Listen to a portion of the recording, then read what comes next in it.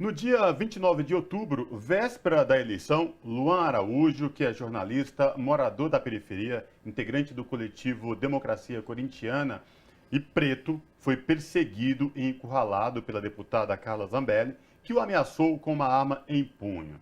As cenas que viralizaram nas redes e chocaram os brasileiros deixaram uma pergunta no ar. E se o Luan fosse branco, teria acontecido o mesmo? Para falar com a gente sobre esse fatídico dia 29 de outubro, o Revista Brasil TVT conversa agora com o próprio Luan Araújo. Olá, Luan Araújo, tudo bem? Prazer falar contigo, seja bem-vindo. Olá pessoal, boa tarde. Sim, muito obrigado pelo convite, muito obrigado. Vamos conversar aí sobre o ocorrido na sexta, né, e no sábado, né, e também outras coisas também, além do mais que aconteceram depois disso. Pois é, Luan, a gente estava conversando antes nossa conversa aqui contigo com o vereador Renato de Freitas, um vereador negro lá do Paraná, que teve seu mandato cassado, depois ele retomou esse mandato e agora é deputado eleito lá no estado do Paraná. É um jovem negro e ficou explícito o quanto queriam caçá-lo pela a cor da sua pele, pelo seu cabelo black, pela sua negritude. A minha pergunta para você neste momento: aquilo que aconteceu no dia 29 de outubro, na véspera da eleição, uma deputada que te perseguiu com a arma em punho, se você fosse um homem branco, aquilo teria acontecido? Eu acho que possivelmente não.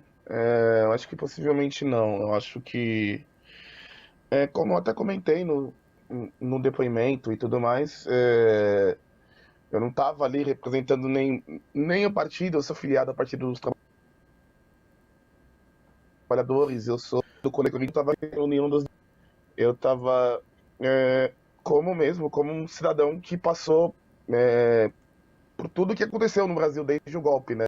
Desde o início das manifestações golpistas lá em 2013, 2014, em 2016, depois do golpe contra Dilma, e esses 4 anos que foram talvez os piores assim do Brasil como nação. Como nação a gente virou pária, a gente todo mundo todo mundo de certa forma a sua vida piorou. E eu discuti com a Zambelli como um cidadão. E talvez se eu fosse um cidadão branco, eu tava com outros dois amigos meus brancos juntos na ocasião, e eles não foram perseguidos. O perseguido foi eu, no caso, né? Então acho que talvez se eu fosse um homem branco, talvez o tratamento seria diferente, por causa que isso faz parte mesmo do racismo estrutural aqui nesse país.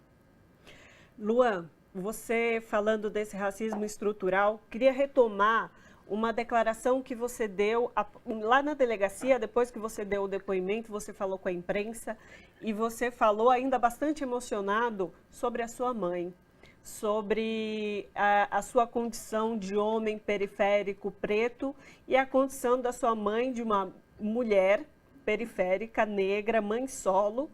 E naquele momento você coloca essa condição do seu um corpo negro na sociedade que foi perseguido por uma arma e que naquele momento você esperava por proteção. E eu queria que você pudesse comentar essa questão dessa sua declaração e no contexto do Brasil, né?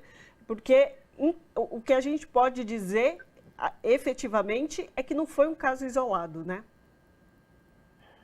Não é igual efetivamente quando falou que eu tenho. Acho que a pergunta foi certa ali do repórter da Globo News, eu acho, né? Que falou se eu senti que eu sofri racismo ali. Não, eu sofro racismo. Não é que eu sofri racismo ali, especialmente naquela ocasião. É algo normal, é algo inerente à minha vida mesmo. É algo inerente à minha vida. Se não fossem incentivos sociais, eu não teria feito faculdade, não teria virado jornalista. E mesmo dentro da minha carreira de jornalista, eu talvez não tenha tido oportunidades que outros amigos meus brancos e com melhores condições que eu tenham tido, por conta da minha condição social e por conta da minha cor.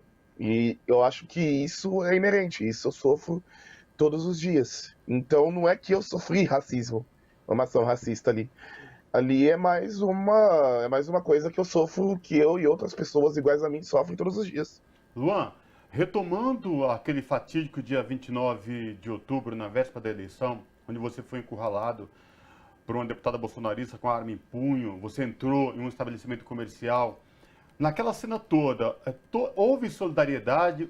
Como foi a reação das pessoas que estavam lá dentro? O que você pode relatar para a gente daquele momento vivido lá, quando você entrou para se proteger no estabelecimento comercial?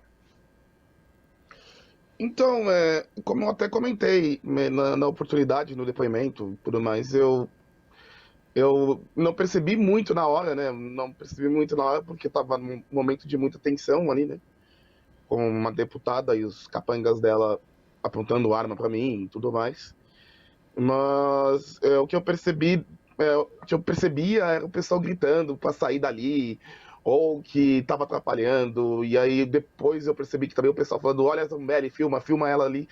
Que provavelmente era o pessoal da Juventude Socialista do PDT que estava lá, o pessoal tomando cerveja e tudo mais. Então, eu acho que foram algumas coisas mistas, né? Porque eu acho que é também um reflexo também de uma sociedade também que, eu não digo que está dividida entre petistas e bolsonaristas, mas que certamente está dividida entre essas ideias, né? Entre essas ideias de punitivismo e de humanismo. Então eu percebi que tava meio misto, assim, mais ou menos. Luan, a questão também é a seguinte: você era o alvo de Zambelli, como você bem colocou, e de seus seguranças que também empunharam armas, é importante frisar isso, né? Eles também empunharam armas nesse momento. A questão também é que no entorno haviam muitas pessoas, havia comércio aberto, haviam pessoas entrando e saindo de moradias, de apartamento, e ela se desloca por um trajeto comprido com a arma em punho. Como que você avalia essa ação, essa ação de Zambelli de empunhar uma arma em meio a uma comunidade que estava ali vivendo, tendo você como alvo, mas também podendo atingir e ferir qualquer outra pessoa que ali estivesse passando por ela, né? Eu acho até estranho, né? Porque no caso não é, eu moro na periferia de São Paulo, né? Não é nem minha comunidade, não era nem minha comunidade, era um bairro nobre, era nos Jardins. E eu ainda estou, né? Pra falar a verdade, né? É realmente muito assustado, né? Com tudo isso, porque você não imagina isso, nem você não sai de casa nem imaginando ser assaltado por alguém na rua. E ainda mais numa discussão mesmo, numa discussão. Pode ter havido xingamentos, pode ter havido palavras de baixo calão dos dois lados, mas eu nunca imaginaria, né, que uma deputada, né, uma representante, né, do povo, né, no parlamento, na Câmara dos Deputados, apontasse a arma para um cidadão à luz do dia, né? À luz do dia. Então acho que isso que é o fato mais assustador. Luan, para finalizar, você é jornalista, você é integrante de um coletivo chamado Democracia Corintiana, que lutou por democracia, lutou contra a ditadura desde a sua história. Atletas, jogadores do clube se posicionaram lá atrás, na época das diretas já, e tem esse coletivo muito forte. Como que foi a reação deles quando perceberam que era você que estava sendo vítima de tudo aquilo que aconteceu? Como que o coletivo Democracia Corintiana se posicionou? Não, foram super receptivos. Quando souberam, no momento, já vieram falar comigo. Eu tinha ido para outro lugar, né? Para evitar ficar lá no auge ali da confusão, do fervo. Eu já chamaram advogados e já chamaram outros representantes de movimentos sociais, do movimento negro. Então foi um suporte que foi importantíssimo para mim, até para me encorajar a ir na delegacia e fazer o BO, coisa que na hora eu não estava querendo, com muito medo, assim. Então eu acho que foi fundamental esse suporte para que eu pudesse tomar coragem de ir na delegacia, de fazer o BO, de contar o que aconteceu na minha versão, para que não ficasse só a narrativa deles, né? A narrativa deles, que a gente sabe que é enviesada e tudo mais. Tá certo, então. Luan, conversamos com o Luan Araújo, que é jornalista e integrante da Democracia Corintiana. Luan, a gente agradece demais a sua participação, esse depoimento que você pôde fazer para nós e mais uma vez esclarecer sobre esse fato, sobre esse fatídico dia onde esse caso aconteceu e que até hoje a gente está estupefato com o que aconteceu. Muito obrigado, pessoal. Muito obrigado mesmo. E também eu ainda estou um pouco assustado com tudo isso, com toda a repercussão, mas acho que as coisas vão voltar ao normal aos poucos. Abraço. Abraço.